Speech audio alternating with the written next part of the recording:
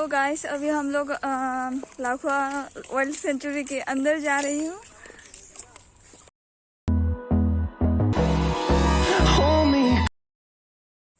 आप लोग ये देख सकते हो कितना घना जंगल है।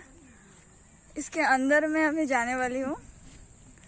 बाप रे मुझे तो देखकर मतलब डर ही लग रही है। यार रुको, आप लोग, मैं भी साथ में जाऊंगी, डर लगती है। Hold me close till I get up. Time is barely on our side. I don't wanna waste what's left. Hey guys, नमस्ते एंड आई होप आप सभी लोग अच्छा हो एंड मैं भी अच्छी हूँ। तो आज मैं नौगांव ज़िले के एक मतलब अभयारण्य पे हूँ जो लाखवा वाइल्ड सेंचुरी नाम का है। तो मैं वहाँ पर हूँ। आज मैं वहाँ की मतलब कुछ व्यू आप लोगों के साथ भी शेयर करने वाली हूँ और इस लोगों के साथ शेयर करूँगी। सो ये वीडियो को एंड तक देखिए। सो चलो वीडियो को स्टार्ट करते हैं।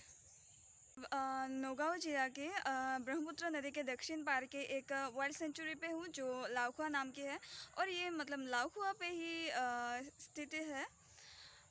तो इस मतलब वाइल्ड सेंचुरी का एक मतलब बहुत ही मतलब खूबसूरती सा मतलब एक स्टोरी है, हिस्टोरिकल। तो वो मैं आज आप लोगों के साथ थोड़ी सी शेयर करने वाली हूँ। अगर मतलब कुछ गलत भी हुआ तो मतलब माफ़ कर देना, मुझे इतना पता नहीं है। तो मेरे बुआ के घर में आई थी ना, तो यहाँ ही बुआ ही मुझे बोला है कि यहाँ की एक मतलब बहुत ही खूबसूरती सा एक स्टोरी है। तो मैं वो आप लोगों के साथ भी शेयर करने वाली हूँ। सो चलो वो स्टोरी को सुनते हैं। स्टोरी ऐसा है कि एक मतलब कोलकाता से एक सेंट आया था यहाँ पर। तो उनका नाम था गुरु श्री श्री आनंद मूर्ति जी और उन्हें श्री प्रभात रंजन सरकार नाम से भी जाना जाता है। आनंद मूर्ति जी 1964 के 27 मार्च में फर्स्ट नौगांव जिले का आमबागान नाम के जगह पे प्रवेश किया था।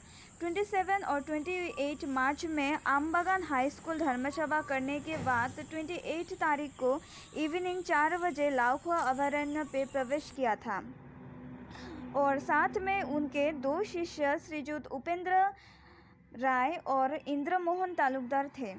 गुरुदेव अरण्य के अंदर जाकर एक प्लेस पे ध्यान करने के लिए बैठ गए। उसी समय एक राइनो और उनके बेबी को लेकर गुरुजी के सामने आया था और गुरुजी को देखकर अपने आप ही राइनो के आंखों से पानी निकलने लगा। ये दृश्य देखकर गुरुजी के दो शिष्य डर से कांपने लगे और गुरुजी का ध्यान खत्म होने के बाद उस राइनो का सिर पर हाथ रखकर जाने के लिए बोला। उसके बाद गुरुजी ने अरण्य से बाहर जाकर फिर से आमबागान के तरफ जाने लगा।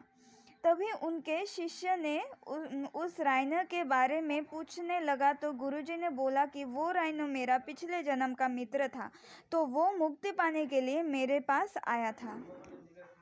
वो जो राइनो है और उसका बच्चा है यहाँ पर जो था, वो लोगों ने मतलब ऐसे ही रो दिया। पता नहीं क्यों ऐसा रो दिया, मुझे ये भी मतलब ये ठीक से नहीं पता कि वो लोगों ने रो दिया। शायद भगवान ही होगा वो सेंट और नहीं तो वो राइनो।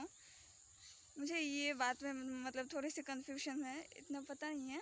फिर भी मैं बोल रही हूँ, अगर कुछ गलत हुआ तो माफ़ कर देना आप लोग। तो यहाँ पर जो राइनो और उसका बच्चा था तो बहुत ही रो रहा था। तो ऐसा ही कुछ मतलब स्टोरी था बहुत ही पहले का। तो यहाँ पर अभी सब लोग मतलब अब 28 मार्च को सब लोग आकर यहाँ पे कीर्तन होता है, भजन होता है, फिर मतलब यहाँ पर पूजा भी किया है। आप लोग देख सकते हो यहाँ पर कितना दिया बाती जला हुआ है, फिर धूप है बहुत ही ज़्यादा। यहाँ पर बहुत ही अभी मतलब 28 मार्च को सब लोग आता है, बहुत सारे सेंट आता है यहाँ पर, बाबा लोग आता है बहुत ही दूर दूर से। तो यहाँ पर आकर बहुत ही एक मेला जैसा, मेला नहीं मतलब कीर्तन जैसा, कीर्तन भजन ऐसा होता है यहाँ पर। तो यही था ये स्टोरी, मुझे इतना पता नहीं था। तो बुआ जैसे बोली मैं वैसे ही बोला। तो अगर कुछ गलत हुआ तो माफ़ कर देना आप लोग। जो मुझे मतलब आता है वही बोला। और ठीक है। तो इस स्टोरी से ही मतलब ये जो अभयारण्य है तो इस स्टोरी से ही इसे बनाया गया है। यहाँ पर जब से ये अभयारण्य हुआ है तब से यहाँ पर लोग आते हैं, बहुत ही ज़्यादा लोग आते हैं देखने के लिए, बहुत ही दूर दूर से आते हैं लोग यहाँ पर।